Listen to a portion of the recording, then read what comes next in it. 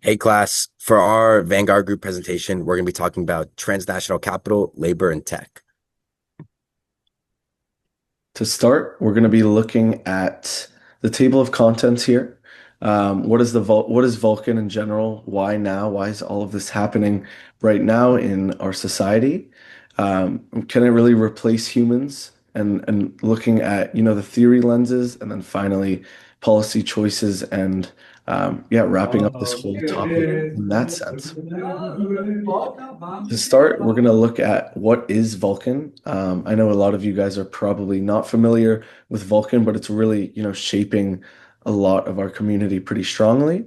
Vulcan is a new robot system that Amazon has created, and it's really, very prominent in their warehouse fleet and has a sense of touch that we haven't seen, yeah, in this generation yet. So this machine really uses AI-powered sensors and really feels pressure, which allows it to accurately pick a variety of items and include things that were difficult that humans can't really do. So Amazon says Vulcan works alongside human employees very well and reduces, their tasks in general. So yeah, why now is our second topic. And looking at this, now is a very big AI boom, as we all know. And robotics scales around 750,000 Amazon robotic systems have already been deployed. And honestly, I think this is just the beginning. But Vulkan really targets, harder, high-low shelf tasks, which will eliminate a lot of, human importance within the industry.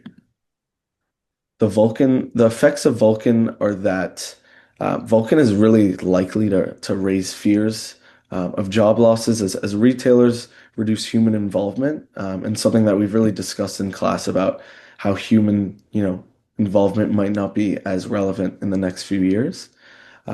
Many retailers have said that they're increasing investment in these labor costs rise around the world.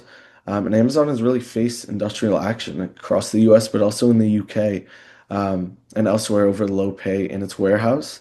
Something that I saw that was very interesting was that economists at Goldman Sachs actually speculated 2 years ago that around 300 million jobs worldwide could be automated out of existence by 2030. Honestly, I don't think this number is going to be that high at 300 million, but in the next decade or so, generative AI is really powerful in society.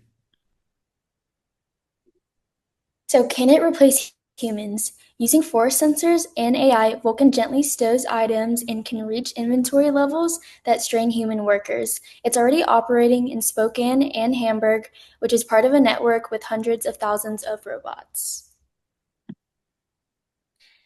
Reich, automation, and the social contract.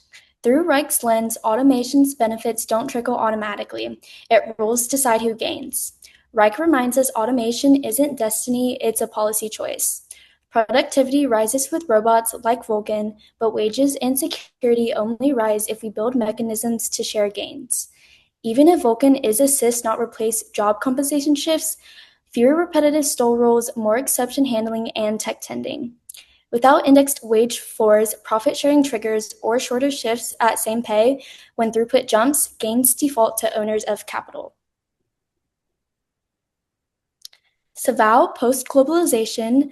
Savao helps us see a post-globalization logistics web where robots standardize work transnationally. Savao shows how 1990s globalization morphed into a tighter digital regimen. Robotics and AI standardize workflows so Spokane can mirror Hamburg. Process knowledge travels with software and sensors, letting firms rebalance capacity transnationally and benchmark sites by rate. That increases managerial leverage while shifting risk onto workers in regions that can be compared and replaced. Varoufakis' techno-feudalism.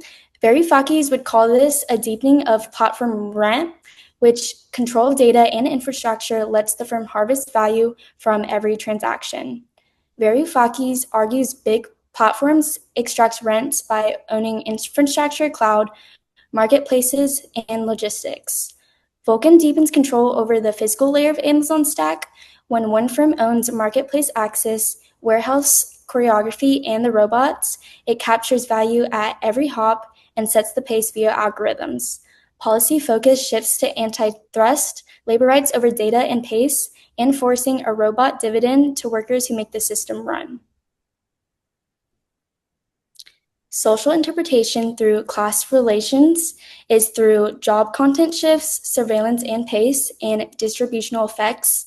So who gains is the owners and platform layers, while who risk is the frontline labor under algorithmic pace. Tech maintenance roles may rise if training ladders exist. Frontline jobs may see less strain, but tighter cadence control. Without explicit sharing mechanisms, robotics hardens class stratification.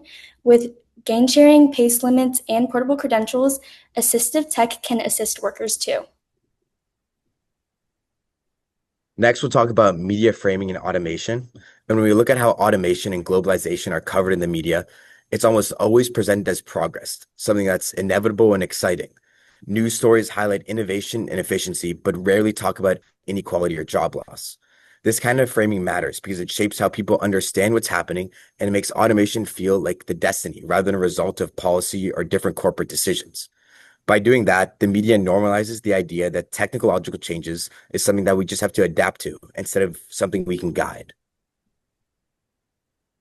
Looking at public disclosure and ideological blind spots, Amazon talks about Vulcan as if it's helping workers, improving safety, reducing strain, and boosting productivity. But what's left out is how automation replaces labor and shifts control towards management and technology. There's also a broader blind spot in how we think about technology, and it's often treated as neutral or naturally good, when in reality, it reflects who designs it and who profits from it. Companies and the public both tend to overlook that, which leads to inequality to grow and which continues even as innovation speeds up. Lastly, looking at policy choices and the future, automation has reached a point where it doesn't just replace physical labor, it's starting to replace knowledge and decision making, which concentrates wealth and power even more. Economists like Wright and others argue that this can't be fixed by education alone, and it requires policies that share the benefits of technology more fairly. This can be taxing automation profits, regulating large tech platforms, or even strengthening worker representation.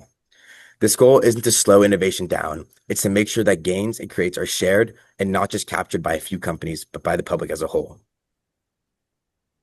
Yeah, and we're going to look at policy choice and really future outlook here. But yeah, everything summed up before this was really strong and shows, the importance of the subject. So to really wrap things up, let's look at, the future outlook of this topic. And in the article RR that was also connected to, I guess, this topic, really looked at when Keynes in 1928 predicted, it was actually referenced by, as he states, people will be freed by economic worries in 2028.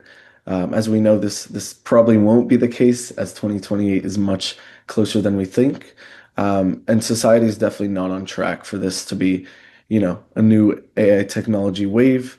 And it's, really creating such a two-faced culture of either immensely wealthy or really, continuously more not well off in our society.